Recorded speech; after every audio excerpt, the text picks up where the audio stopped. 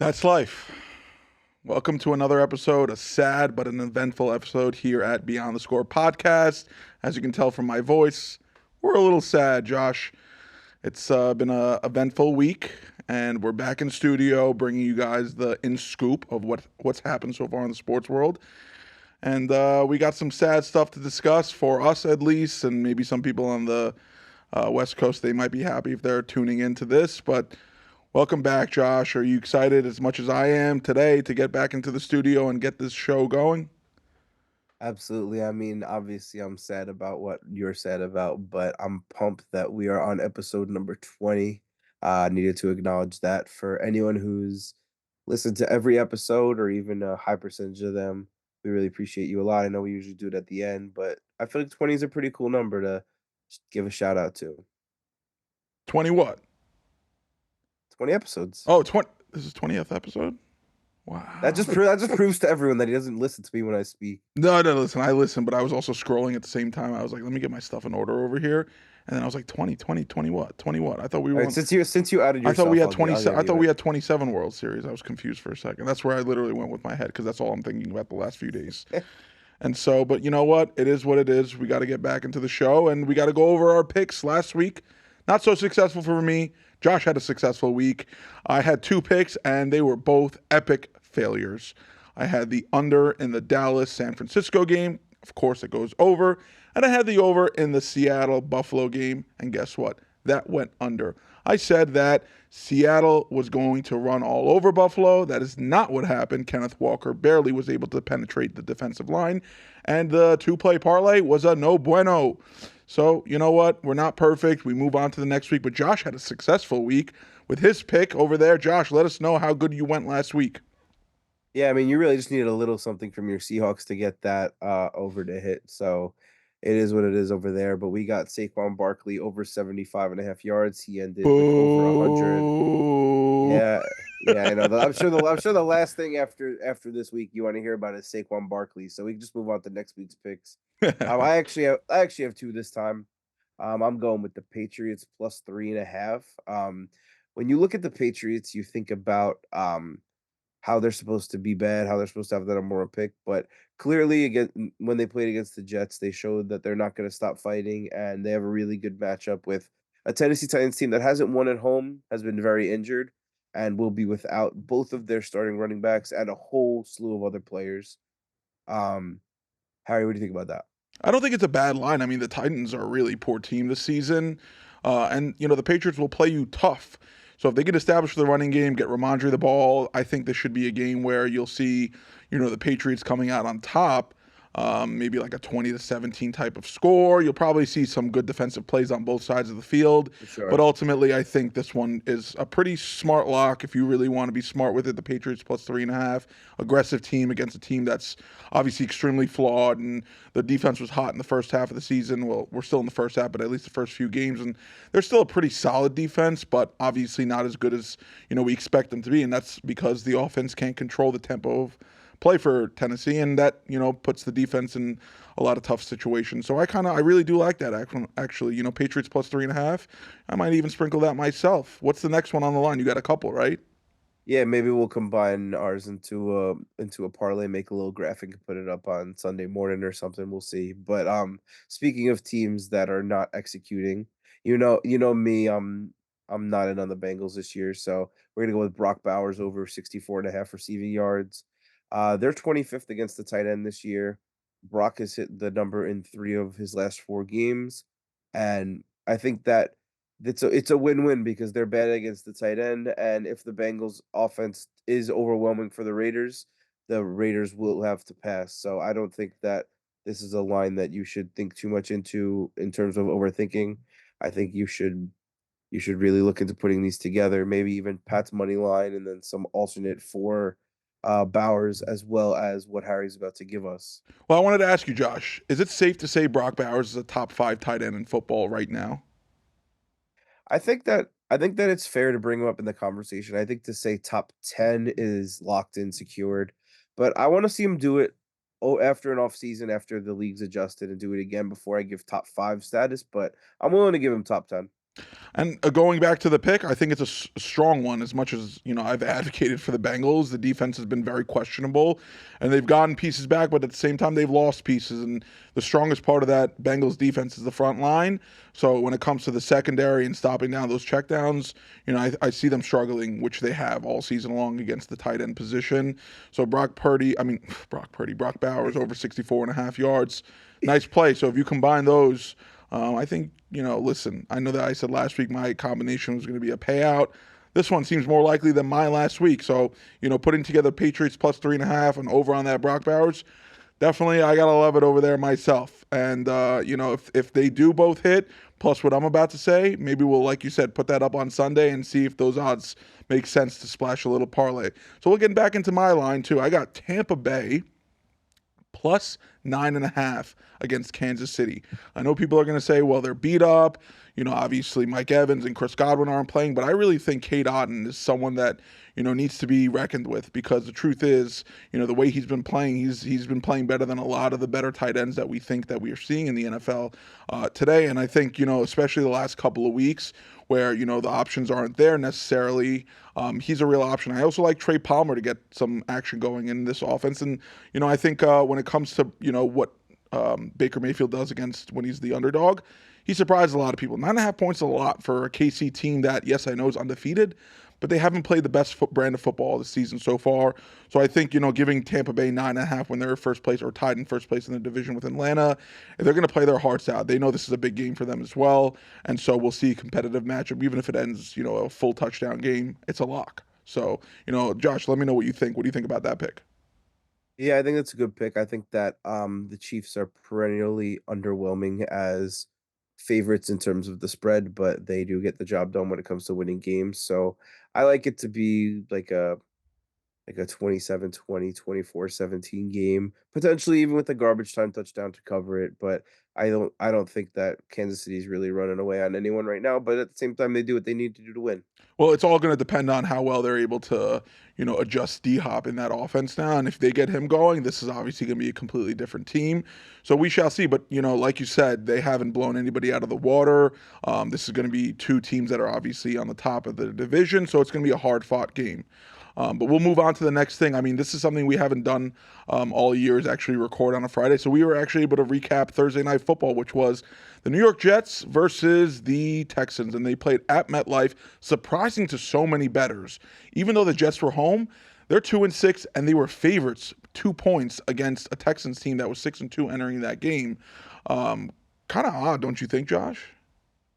I mean, it seemed odd all week, but now it seems like they knew what they were doing. It was a close game. It was a 2-point spread, and the game lived up to the hype, including having some great plays. Ben, if you don't mind showing everyone what we saw in this game. It was a great game. I actually put it on and I said, let me watch it for a bit and see what we're, getting into here. I thought, let's play this clip before we get into anything else. But it was a nice game to watch. Four-man rush. Rogers to the end zone. And Wilson, can he one-handed and stay in bounds? They say he was out. Four-man rush. So obviously that was a shorter clip, but that was an incredible catch. They reviewed it and it was a touchdown. I mean, what a catch, Garrett Wilson. Devontae Adams was actually not in the game. He was in the blue tent for a concussion protocol. He came back into the game afterwards, but what a snag. OBJ-esque, right? I mean, it's the only difference here was he was in the end zone. And that was a sweet snag by Garrett Wilson. Our friend Daniel Krause actually texted me as soon as that play happened. Poor kid was about to have a heart attack. He couldn't believe what he saw out there. But incredible throw too. I mean, Aaron Rodgers clearly is still capable of making those really tough plays happen. And Garrett Wilson, holy crap, that was fun to see in real time action. Yeah, I mean, I didn't see it when it first happened. I honestly was researching the game today and saw that there were some cool things that he did. I was a little bothered that ESPN said Garrett Wilson 2 touchdowns, both one-handed, because that doesn't give me a video of what happened. Like playing a clip like that shows me what happened and it's really amazing, but that doesn't him catching it one-handed doesn't get him any more points. So when it's on the bottom of the screen, I don't need to see one-handed. But that's my rant on that. I do think that it was a really cool play. And also another mini rant is that who cares if that or Odell is better? They're both great catches. Just enjoy them. Absolutely. I mean, the only beautiful part about it was that all the New York fans get to experience those types of catches, right? Giants did that with OBJ. Now the Jets do that with Garrett Wilson.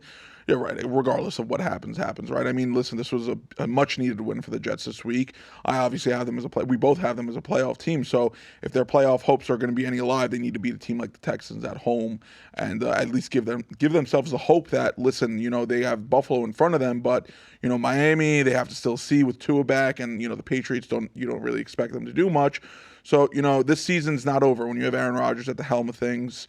It's not the same Aaron Rodgers that we've known from the years past, but you could still see that they're more than capable of still making these types of plays. And it's just about, getting comfortable with each other. When you add, Devontae Adams back into the scheme of things, yes, they've played together for so long in Green Bay together, but it's still an adjustment period. And so, once they're able to get on the same page, it's going to be a beautiful sight to see that connection between, Rodgers and Adams. We're going to see those clips that, what they did in Green Bay and what they're doing in New York. They're going to put them side by side and show everyone it's going to be magical. So I expect it to happen eventually, and I hope so because I have Devontae on my fantasy team, and I really need him to go all for, it's going to be a tough week. But, the Jets, they're a sound team. Defense is obviously a very legitimate defense. They just, need to have that offense stay on the field a little longer for them to, be a real contender in at least the AFC East. Cardinals, Colts, Seahawks, Dolphins, Jaguars, next 5 weeks. If they could get something done there, they could turn this season around. But very winnable. Each week is very winnable. I mean, their toughest matchup, in my opinion, would be against Seattle, but that's still a winnable game, and they're probably going to be the Jets will probably be favorites that game too. So, I mean, if they can run through and win those 4 games, they're back in. They're 7-6, and now things are changing around, and Jets fans are getting excited again. So, they're obviously the better team when it comes to New York football, other than the Bills, who are the real New York team, I guess you could say, because the Jets and the Giants don't play in New York, but amongst the MetLife teams, yes, they both were 2-5, 2-6 going into this week, or 2-5 going into this week, and this was a really big one. They really needed this one to turn it around, and this hopefully this gives the Jets. Well, I'm not going to say hopefully. I couldn't care less really what they do actually, but I mean for their sake, you hope that New York football is at least competitive, and they're able to get some wins going over there. But we're going to bring you guys some of the Sunday stuff. Hopefully our picks hit, and we'll see if we can put together a graphic to post on Sunday morning for a combination of our 3 picks. Going on, we do have another fan question. Our loyal fan Matt has always been giving us some of the greatest scoop. Ben, you want to share with us that question? Kind of a long one I see here. I couldn't read the whole thing, but I was going to say it's a little long. It's a long one. I'm more than happy to share with you guys. Let's see what he says. Absolutely. Also, is it okay if I come and join this party? For sure. We Hey, expect it, or we hope you're able to do it. All right. So Matt's question's kind of 2-part question. So I know you guys were at the World Series. Do you think the postseason vibes are being ruined by high ticket prices?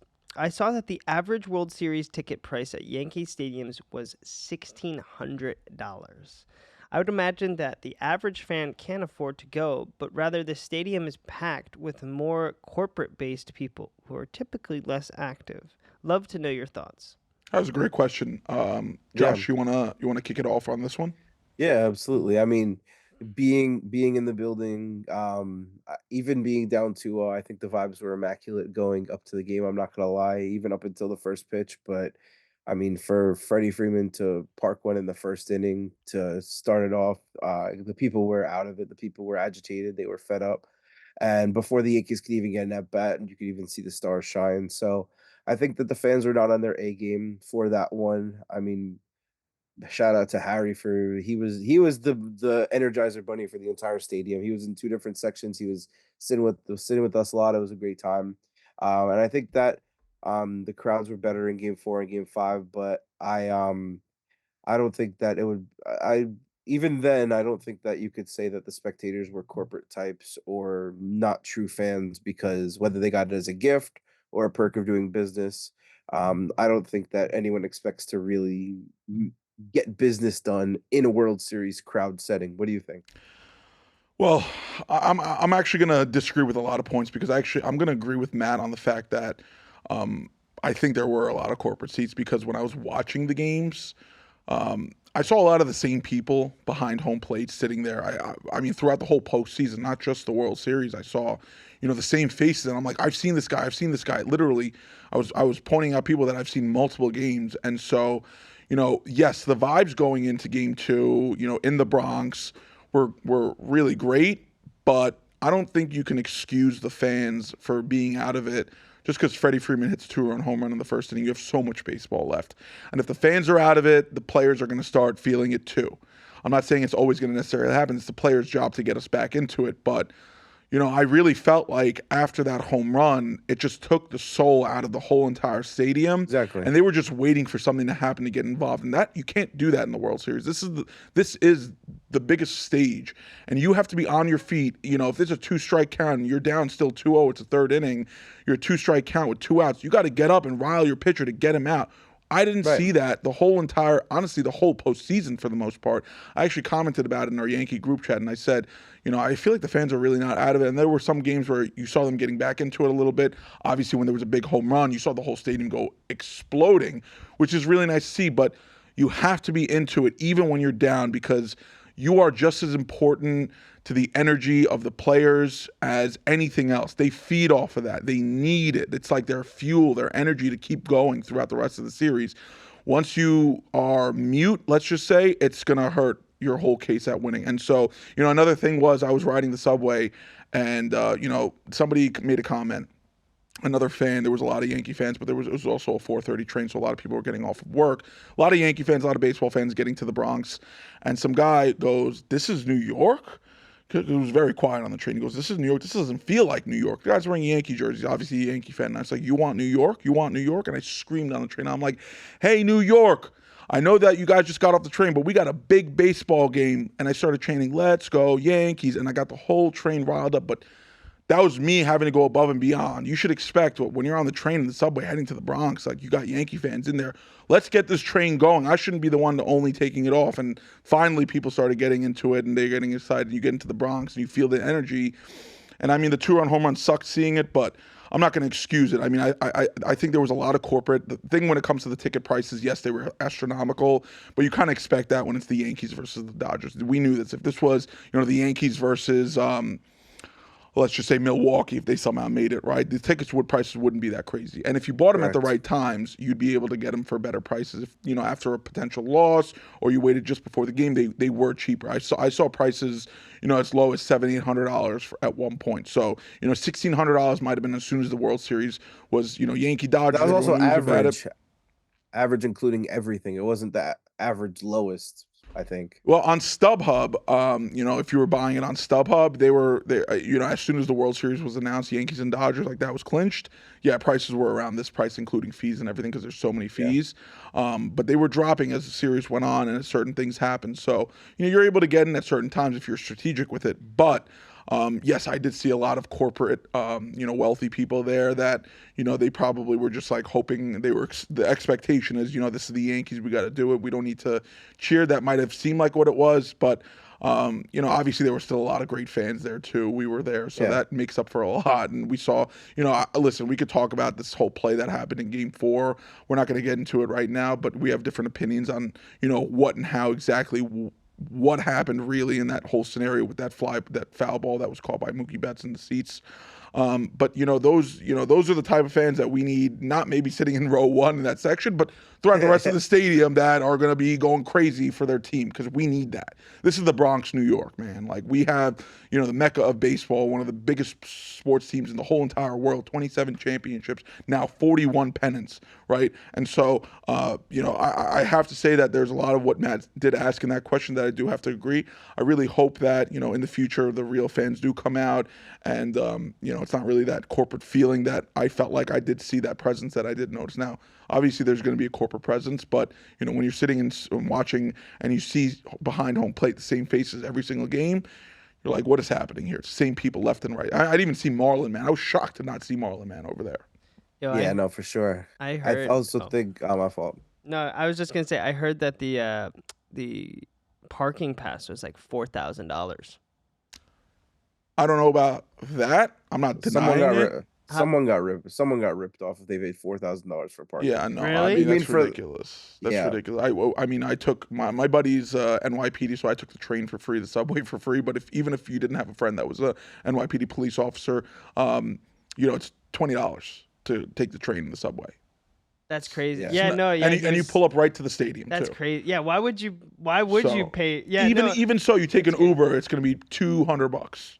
I'd rather do that than drive my car and park there for $4,000. I'll take an Uber if I'm going to do that. Someone got ripped off. Of course, yeah. But Or someone so- who doesn't really care about money and says, I want the best parking spot and I'll pay the $4,000. Maybe they have $20,000 seats and they're like, this makes sense. Who the hell knows? I still wouldn't do that, so even if do I you was a think- multimillionaire. But so my question that goes with that is, do you think that the ticket price has anything to do with the vibe? Like, because I think we were actually, you said we were misaligned, but I actually think we were on the same page about a lot of things. But because I'm not disagreeing with anything you said, that we were waiting for something to happen and the vibes being low, the team didn't score the 2 runs until the last strike in the 9th.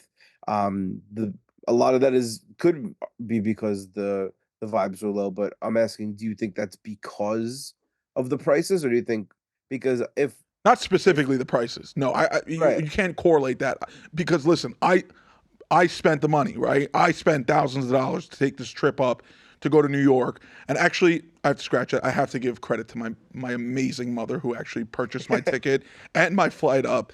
I was going to do it myself, but she's like, happy early birthday. My birthday's next week. She got me the ticket and everything. I was like, oh my goodness. So, Mom, you are the best. I couldn't have expected anything. And I really appreciate everything you do for me on a day-to-day basis.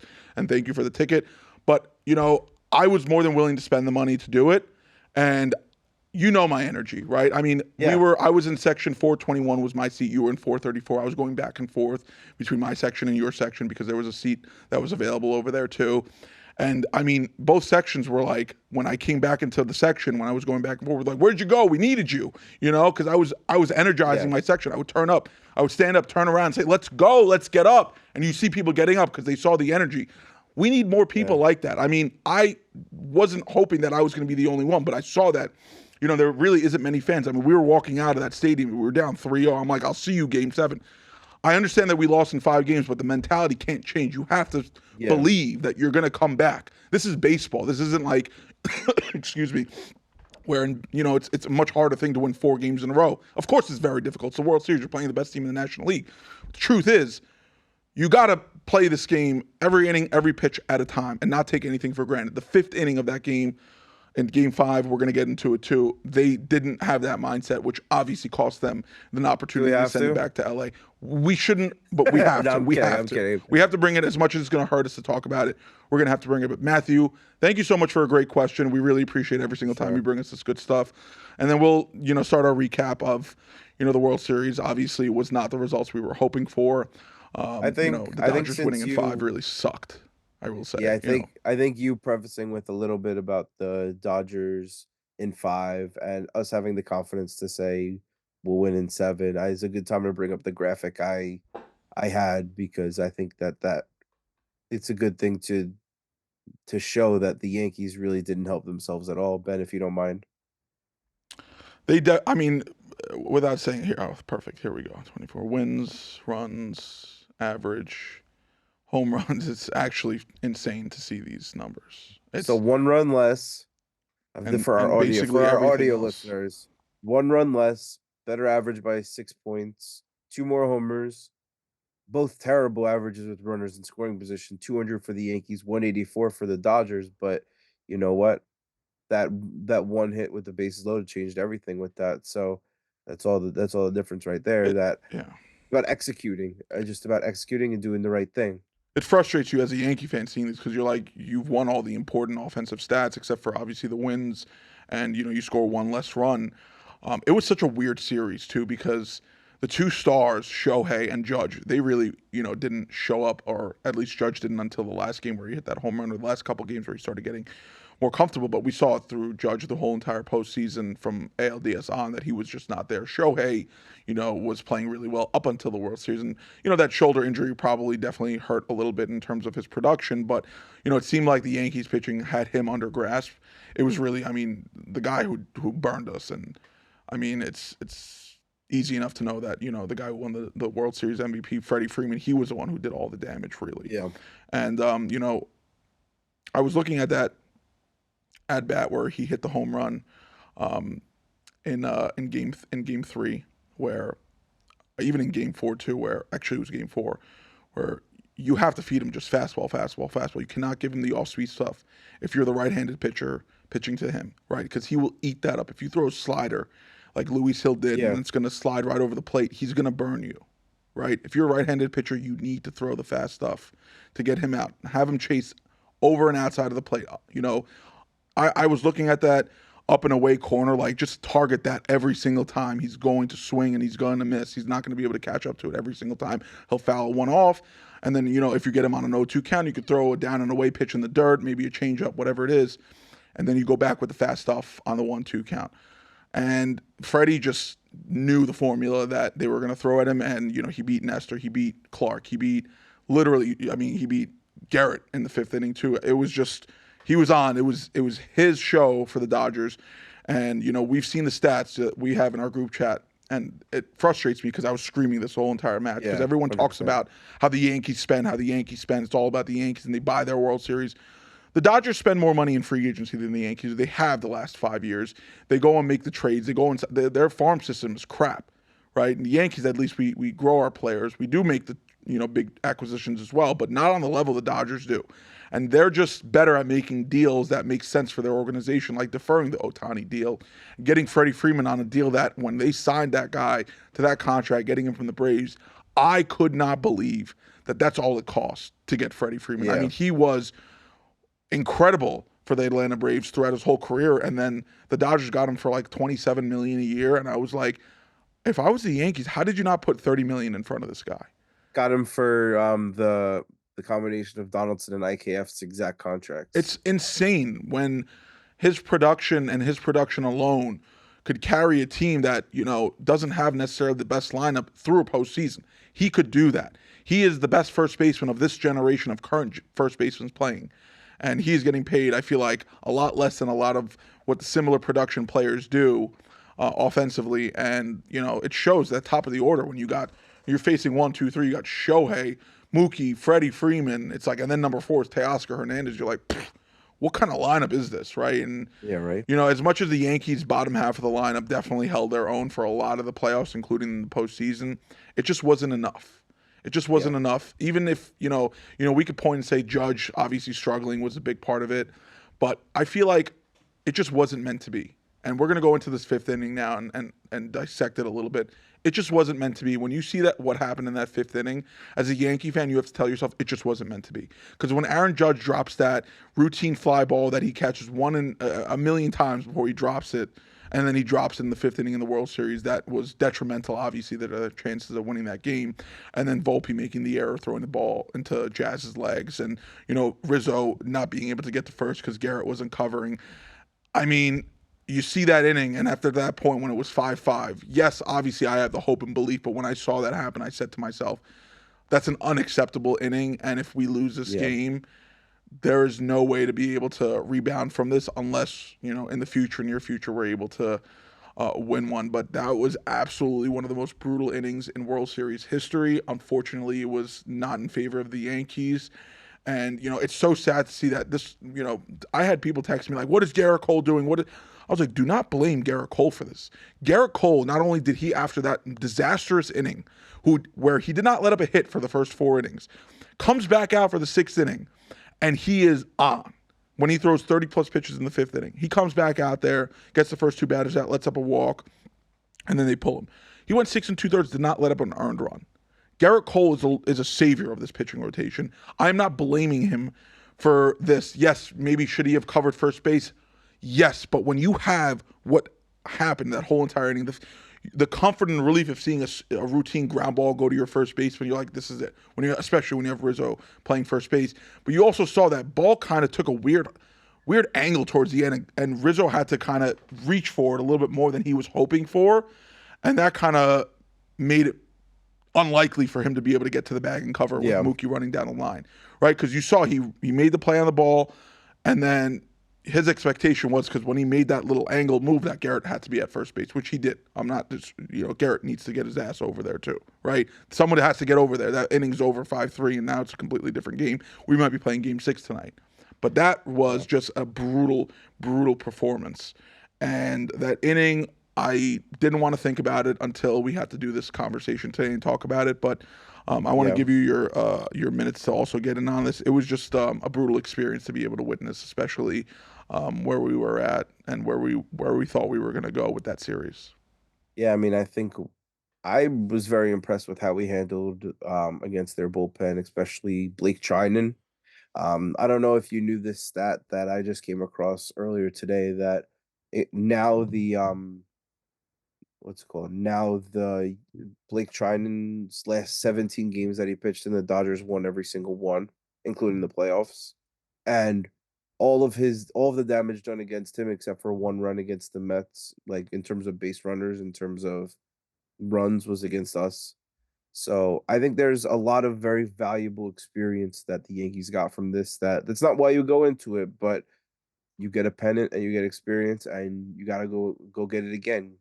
Um, but about that inning, I mean, I think you pretty much covered everything to do with that. I actually had a had a little story about that I was putting my oldest to bed, and literally I saw Mookie Betts was up, and I was like, "All right, bet she's asleep. I'm going in, and I'm gonna watch this inning." And then I walk out, and then I hear the little 3-year-old footsteps behind me. So not only am I mean, I love her. It's nothing like negative to her, but not only am I frustrated about um needing to go back in because our bedtime is something that we're working on, but now I'm watching this unfold while I'm situated with that. So it was just for me, it was just a lot going on at once, and I would have just like obviously just like everybody else, I would have liked to have just been able to have something that I could passively follow along and then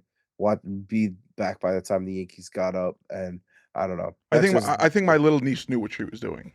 I think she She knew. was saving me. She was saving you. I mean, there was nothing to put your eyes on the screen for and watch. I am so glad that you didn't have to bear to see each pitch of that inning, or at least most of it. And my niece knew. She knew that she didn't want you to have to be frustrated and getting into that, and she pulled you right back in. And you know that you really didn't miss much because obviously you were going to be able to recap what happened afterwards and Yeah. notice what happened because you know this you're going to come back and see it's 5-5. What the hell happened? But to not have to watch it, I think you saved yourself. You know that one inning that if you don't have to watch it, fantastic, good for you. You know what Yeah. happened. It's not like you don't know what happened. You know what happened, but the fact that you didn't have to see it live happen in front of you break your heart. Kenzie, thank you. Thank you for saving my brother because it would have been brutal for the both of us. I'll take on the stress of having to have seen that live while I was putting my hands in my face in my hands and covering it because I couldn't believe what I was watching. Yeah, MLB app, it was still pretty stressful, but I'll definitely agree that I For feel safe sure, for from sure. That's the one thing I probably wouldn't jaw have done. If I dropping. was in your position, I would have been like, I'm not even going to watch my screen. I'll get back into my TV and see what happens and hope for the Yeah. best. That would be too stressful. I feel like at that point, I'm like seeing it and I'm like, now I really want to get back in front. Yeah, exactly. I was Right. That's what you see. You see it. You're like, oh my God, I got to get back in front. Something crazy is happening. But it was a crazy that didn't benefit us. And I think, Yeah. you know, you saved yourself a lot of heartache. And, you know, obviously you did what you had to do, which was be with your daughter when it's time for bed. But, you know, like you Yeah. said, this is a huge experience. It's a learning process for the Yankees. Maybe now they'll actually consider bringing in some of these guys off the bench that they have on their roster because, you know, Dominguez didn't play an at bat. Like, I don't think he saw an AB the whole entire postseason. He was on the roster. And I'm just like, Yeah. how do you not use this guy? Why is he on there? And you said the same thing. A lot of people said, why do you have him on this roster if you're not going to use him? Yeah. Right? I would have rather had Duke Ellis at that point, right? Because you know Yeah. you're not going to get an at bat from him, but at least he's going to be a great on the base pass. At least The you have classic that, right? the classic Brian Cashman depreciating his assets. I mean, we had an offer when Garrett Cole was in Pittsburgh of Miguel Andujar and Clint Frazier for him, and we didn't take that. But if you're not going to take that, use the guys. You know what I mean? Obviously now, like I'm not even trying to get on him in terms of what those players became, but just more about watching how little they were used and how quickly they gave up on them when they acted like they were too good to give up for this guy that you ended up getting more expensive years out of and maybe even doing an extension a little earlier to save the AAV. It just goes to show you that he's Brian Cashman's a bit stubborn, because when he makes the moves that he makes for instance, like we're not talking about Soto specifically, but like a guy like Verdugo, he wants to see him on the field. He's like, we're paying him $9 million. I want to see him in left field. But that's not necessarily the truth. It's all matchup based, right? You have to, and we saw that with, in Cleveland with, Stephen Vogt, with a lot of their good players coming off the bench in the right scenarios as a pinch hitter, because you see the matchup, you're like, this makes sense. Let me bring in David Fryer. Let me bring in Lane Thomas or whatever it was that we saw a lot happen in that Cleveland series. I'm not saying the Yankees are supposed to do that just the way that the Guardians did it, but you have these guys on the bench.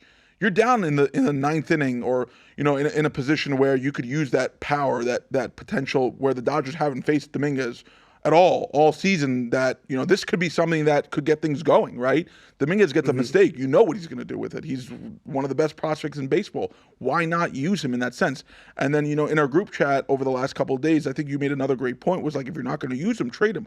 I agree, right? I'd love to see Dominguez on the field, but if he's not going to play, find somebody else that's going to play, that you're going to use on the field, that's going to help us win the World Series.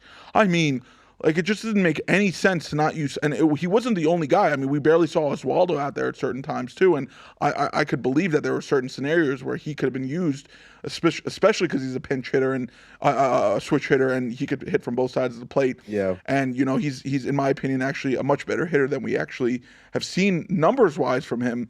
So it really didn't make sense, but it's a learning process. And, this is going to lead into a free agent period where the Yankees are going to have a lot to do. Number one thing, and we've said this day in and day out, was, Soto, it needs to be handled right off the bat. You can't wait. You can't let him figure it out. Go and make this meeting happen. Give the guy what he needs to, because you need, not only is it going to bringing him back is a definitive need, but getting him back early enough where you could now figure out the rest of your payroll and start making the right moves around it. Because when you start waiting it out and other free agents start going off the board, or trades start happening, and makes yourself look less likely. Like, listen, if we're not going to get Soto back, you got to go and make a deal to get like Teoscar Hernandez. I don't know if it's possible, but someone of his caliber. I know what you mean. You know what I mean, right? I mean, yeah. This is quite vital when he is the top tier free agent. He's in a free agent class of his own. Nobody else is in that class with him. He needs to be done right away. Yankees need to get him in a meeting right off the bat and say, we want you. There's no reason for you to go sit down with the Dodgers, the Mets, or any other team. Here's a number. Let's make a deal happen right now. Nobody's leaving this room until you're a Yankee. You're walking out with pinstripes.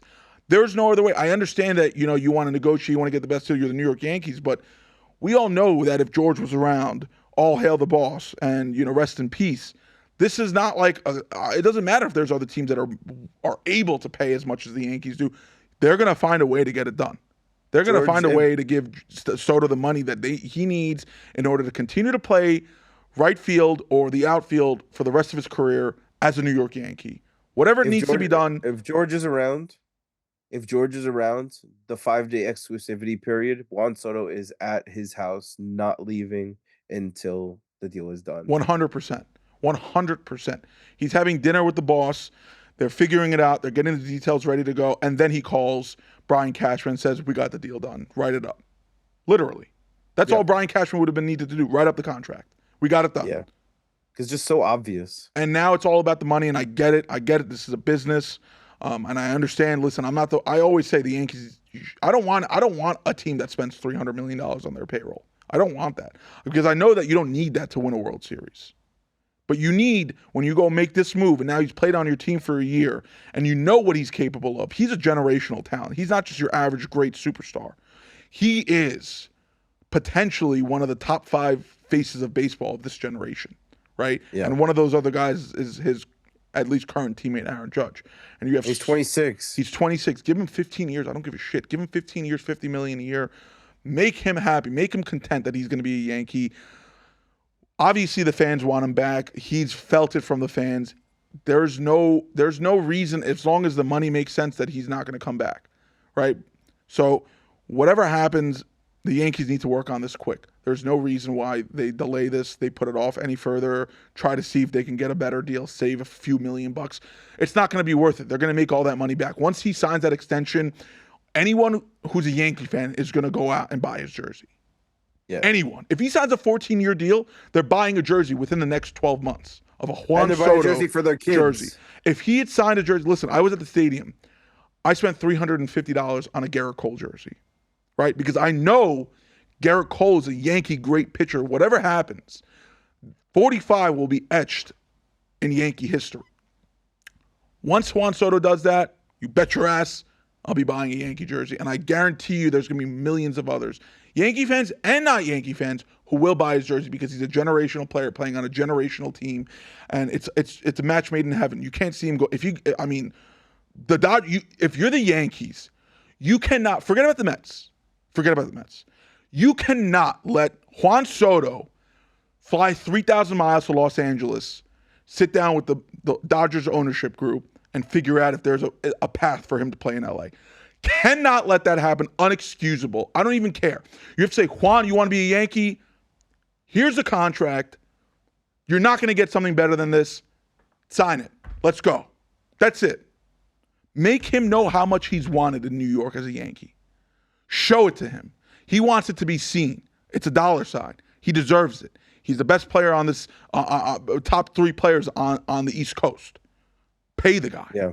That's simple as that. I don't care. You're going to make the money back. If you win World Series, you're a successful organization. We can go on and on about this.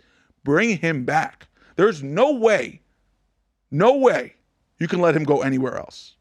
And if you do, shame on Hal, shame on Brian, shame on this whole entire front office for screwing things up, because you will not, if Juan Soto leaves, you might as well scratch it all. You might as well start depleting the team. Keep Aaron Judge, keep Garrett Cole, figure everything else out, because if you lose him, you're only backtracking. You're not going to figure out the pieces. I don't care if you go and get Teoscar Hernandez. They'll be great fill-ins. They'll get the job done. You'll make the playoffs. But you're missing the void of that star emphasis to get you through the whole thing. He played great. It wasn't his fault we didn't make the play. It's not his fault we didn't win at all. He did his thing. Yeah. So, I mean, finish off my rant, because I know you got a lot more to finish off with, unless, we go on to the next few things, because we do have a couple other things too. Yeah, I mean, I think that just simply put, shame on everyone if this doesn't get done. I mean, if he goes across town, that is a statement of the Mets trying to take the city, and that is not something that they've been successful at since they've come out. I mean, that's not anything against organizational personally to anyone. It's just the Mets and the Yankees. The Yankees have been much more successful, and it seems like a time where they were a couple games away from it being a Subway Series. So you don't want, they're there and now they take Juan Soto from the Yankees. New York is a Mets town. You don't want that. George would be turning in his grave if that happened. If he goes somewhere else, it's honestly just as bad, but something like that would have driven George mad. And I think that you have to understand the magnitude of a player like Juan Soto. I think that you don't trade for him without the intent to make a serious offer. And I have a feeling that everything is going to be very out in the open, because Juan's going to make sure that everyone knows all of these teams want to give me $500 million and more. It's crazy to think that that's like the bottom number. Like $500 million is like, that's like we already seen the rumors that he wants $700 million not deferred. But $500 million to $700 million is a nice little chunk of difference. But to know that your floor is $500 million, yeah, like, wow, he deserves it though. Right. He's fantastic, and like you said, if he goes, the only reason why I think the Dodgers slightly more than the Mets is only because they have all these stars, and they just beat us in the World Series. If the Mets played in the World Series, it would be the Mets, right? Because you can never allow it. And I think Dodgers are right here. The Mets are like right here. It's not much of a difference. You cannot lose him to the Mets. It's just unacceptable. But if he goes to the Dodgers, I mean, we might as well not play baseball for the next 15 years. I'm sorry. If you have Juan Soto, Shohei, Ohtani, Mookie Betts, Freddie Freeman, what the hell are we talking about here? Seriously. What are we talking about here? And you know what the scariest part is? They could afford it, because their payroll, with all the deferred money and how much they're really not paying, Freddie Freeman compared to what he should be getting paid, they have a ton of money to spend. This is Los Angeles, especially winning a World Series. They might blank check anybody that comes through their door. Just can't allow him to go through that door. But anyways, we're gonna bring you guys more free agent stuff. We've already seen the trade happen. Jorge Soler got traded to the Angels. Good riddance. He's, what a ridiculous thing to do. But that's what the Angels do. They go and get these guys that they might have potential because he was a World Series MVP at one point. But Soler, he needs to play 150 games before you can make a trade like that and think you're actually made a decent move. And if not, we'll trade him for a prospect that might play 10 games for us. Maybe, exactly. If we need a fill in at some point, the Angel will dish him off to us. They like making deals with the Yankees, so maybe it's very possible. I could totally see Jorge Soler being a Yankee at some point, but at the same time, the Yankees hopefully won't have enough outfielders. Hopefully, exactly, we won't need any more outfielders, and we have what we have. But anyways, let's go on. We got some milestones. I mean, Winnipeg Jets 9-1. Holy crap! We got to get more into hockey, but obviously, this is just a milestone that we want to uncover. What a great start for them. What would you say is the reason why they've come up to a hot start so far? I mean, do we expect the Jets, the Winnipeg Jets at least, let's clarify which Jets we're talking about. Do we expect them to continue on like this? Is this going to be what they do? I mean, it seems like they're taking themselves very seriously. They have the best goalie in the league, without a doubt. He proved it last year. And I think when you look at the caliber of teams they played some solid teams. But they really just been taking care of business in every game. They started their season with a 6-0 shutout against Edmonton, who was in the Stanley Cup last year. And then there were some games that were against some middling opponents, some games against some good opponents. But when you see they're in every game, sometimes it's Hellebuck picking up the offense, sometimes it's the offense picking him up. But it seems like they got a really good thing going there. So I think it would be silly to say that they're not the favorites to represent the West right now. So you're confident that the Winnipeg Jets will be a playoff team this year? It's easy to say. A playoff team, yes, for sure. Okay. Winning the division? Yeah, I'm gonna say with this hot start, I think that you're putting yourself in a great position for when it gets down the stretch. I think that they're gonna get the division title, but I'm not making any more guarantees after that, because once it gets to the playoffs, we all know hockey's a different beast. It's long, it's dreary. Well, that's why I saw you pause for a second there. You thought about it, and I was like, all right, that's where we end it right there. But yeah, you got to think about it for a second. You know, they didn't make the playoffs last season, right? Yeah, no. So I mean, they were close, but you know, this is their progression, and you know, they off to a hot start.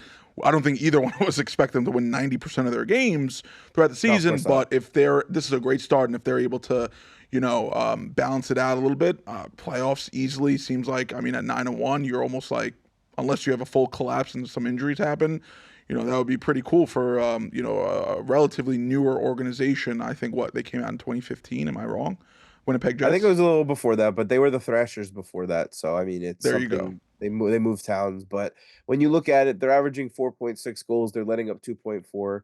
Don't know how sustainable both of those numbers are, but even if they creep towards the mean at 4 and 3, I think that's still a great place to be. That's a differential of 2.2.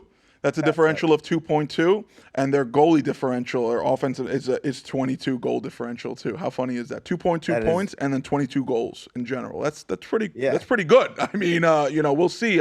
We'll follow along those Winnipeg Jets. I mean, we like seeing those teams that, you know, were on the cusp, and then they're finally like up there and they're playing some good sports, whether it's hockey, basketball, baseball, football, whatever it is.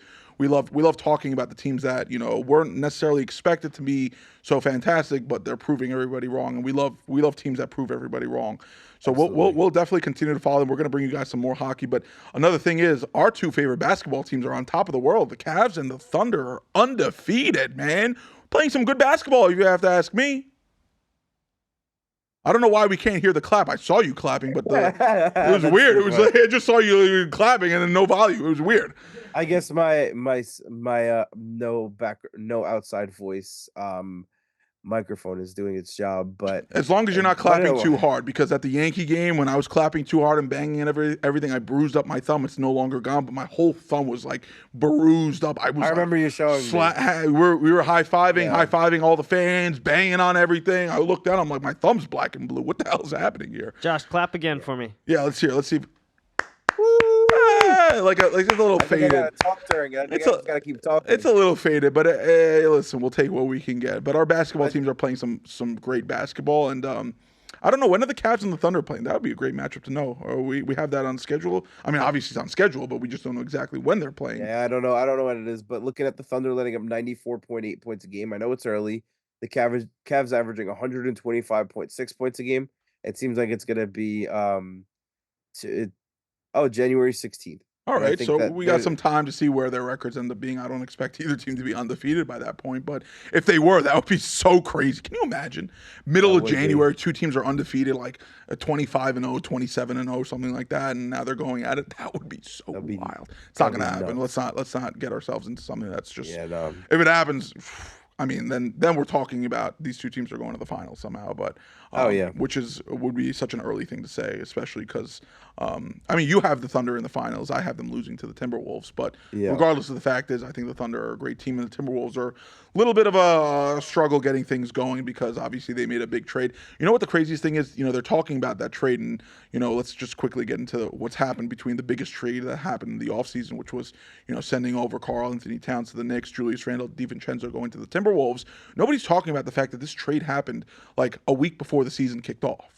And so that's like a big adjustment period. Forget about the fact that like you make this type of trade in the middle of the offseason or even the start of the offseason. There's an adjustment process. But when you do this trade a week before tip-off, the Knicks, it shows. Not only for the Knicks, but the Timberwolves.